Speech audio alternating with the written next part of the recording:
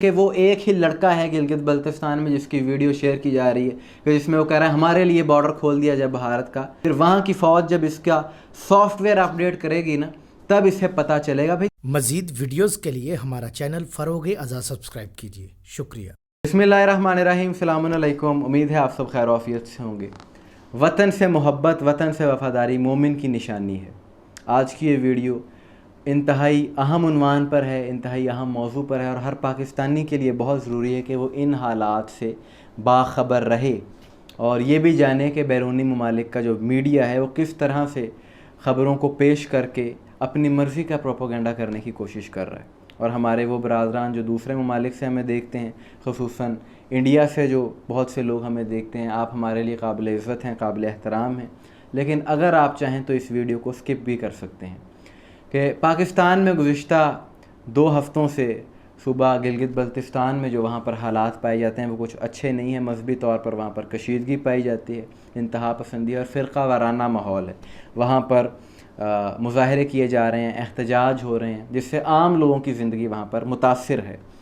اور یہ جو وہاں پر فرقہ وارانہ ماحول ہے یہ بہت عرصے کے بعد دیکھا گیا ہے کہ ایک عرصے تک وہاں پر امن قائم تھا، لیکن اب یہ ماحول وہاں پر پایا جاتا ہے. اور حالات کی سنگینی کا اندازہ اس بات سے لگایا جاتا ہے کہ گزشتہ روز UK، برطانیہ اور امریکہ نے ٹریول ایڈوائزری جاری کی ان لوگوں کو کہ جو پاکستان سفر کر رہے تھے کہ آپ اپنی ذمہ داری پر اور اپنے رسک پر پاکستان سفر کریں، کیونکہ یہ حالات وہاں پر اچھے نہیں ہیں.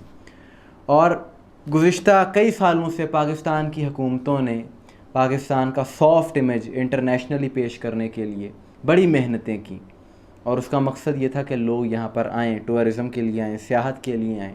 لیکن اس ٹریول ایڈوائزری نے اس ساری محنت کا اثر بہت کم کر دیا ہے، اور ان حالات کے سبب جو وہاں پر گلگت بلتستان میں سیاحت کی مد میں کروڑوں اربوں کا جو کاروبار ہونا تھا وہ بھی نہیں ہوگا. اور اس کا نقصان کس کو ہوا؟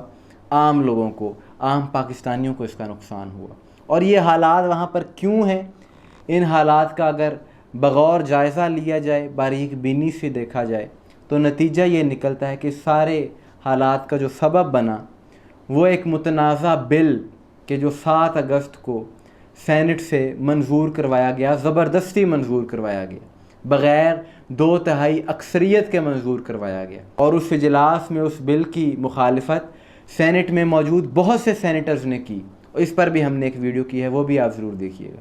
لیکن اس کے باوجود کچھ مسلکی تعصب رکھنے والے مولویوں نے زبردستی اس بل کو منظور کروایا، اور اس کا نتیجہ کیا ہوا کہ اچھے بھلے پرامن ماحول کو خراب کر دیا گیا. اور آج گلگت بلتستان کے وزیر اعلیٰ گلبر خان نے بھی اس حوالے سے ایک تفصیلی پریس کانفرنس کی، اور انہوں نے بھی اس بل کا ذکر کیا ہے اپنی اس کانفرنس میں. اور جیسا کہ پاکستان کی تاریخ ہے کہ جب بھی ایسے حالات ہوتے ہیں فرقہ وارانہ طور پر، تو جو پاکستان کے مخالف عناصر ہیں، پاکستان کے دشمن ہیں، وہ ان حالات سے فائدہ اٹھاتے ہیں اور پاکستان کے خلاف پروپیگنڈا شروع کر دیتے ہیں. 2020 میں بھی ایسا ہو چکا ہے، اور اس وقت کہ وزیر اعظم عمران خان صاحب نے اپنے انٹرویو میں بھی اس چیز کا ذکر کیا تھا. ہندوستان کس وقت کوشش کیا کسی نہ کسی طرح پاکستان کے اندر انتشار پھیلائے، شیعہ سنی کی لڑائی کروائے.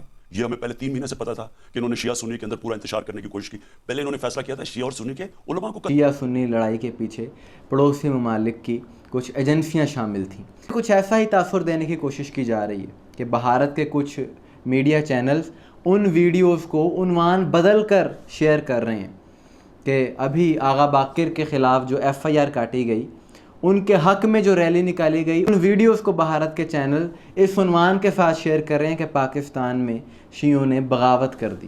تو یہ سراسر جھوٹ پھیلایا جا رہا ہے میڈیا کے ذریعے. اور یہ بات میں کسی کے دباؤ میں یا کسی مصلحت کے تحت نہیں کر رہا. ہمیں واقعی اپنے وطن سے، اپنے ملک سے بے حد محبت ہے، بہت پیار ہے ہمیں پاکستان سے.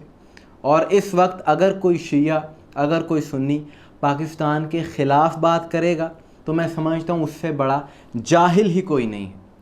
کہ پاکستان ہے تو ہم سب ہیں، پاکستان ہے تو یہ جلوس ہیں، پاکستان ہے تو یہ عزاداری ہے، پاکستان ہے تو یہ آپ کے عقائد ہیں، پاکستان نہیں ہوگا تو یہ کچھ بھی نہیں ہوگا، آپ کو کسی چیز کی اجازت نہیں ہوگی. اور انشاءاللہ پاکستان قائم و دائم رہے گا، شاد و آباد رہے گا.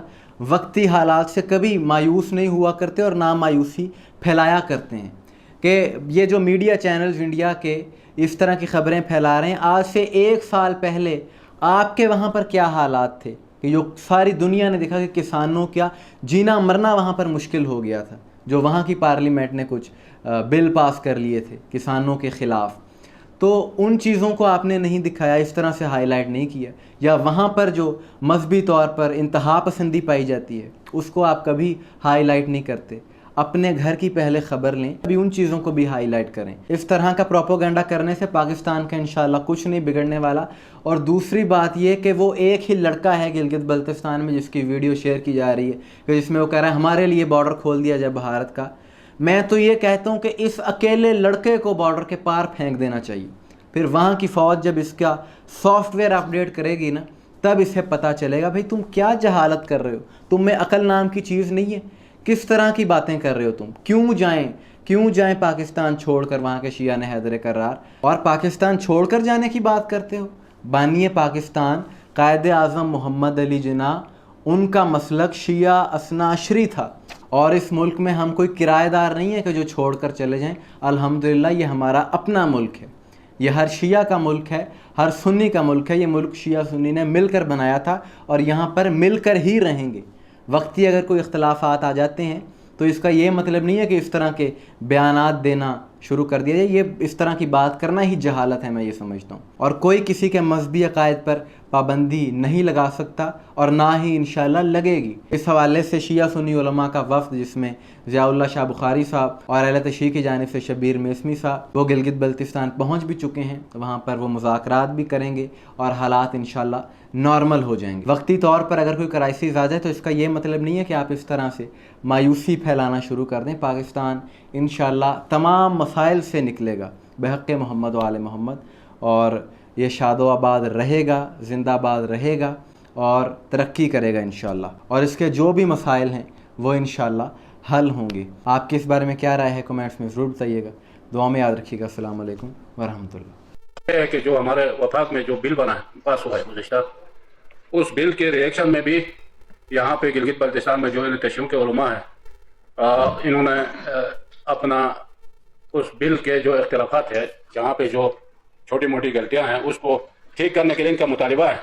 दूसरा ये है कि हमारे साथ लगे हुए भारत है। आप अब यहाँ पे जो उस दिन के सिकरदू के जो फुटेज है वो पाकिस्तान में और गिलगित बल्तिस्तान में इतना नहीं था, इंडिया से हम देख गए। हम इसके ऊपर मुकम्मल उम्मीद करते हैं कि इंशाल्लाह इस इशू को ये एक आज और कल में हल करके इनको एक टेबल में बिठा के जाएंगे इंशाल्लाह। मेरे ख्याल में ये एक हफ्ते के लिए ये जो हालात संभल जाएंगे उसके बाद खुल जाएंगे। ये के पीछे जरूर हाथ जरूर होगा। इसलिए हम यही आवाम से और सबसे ये इस्तिदा करते उलमा क्योंकि एक दूसरे के मुक़द्दसात और अकायद के एहतराम करते हुए गिलगित बल्तिस्तान में अमन बहाल करना उलमा का काम। मजीद वीडियोस के लिए हमारा चैनल फरोग अज़ा सब्सक्राइब कीजिए। शुक्रिया।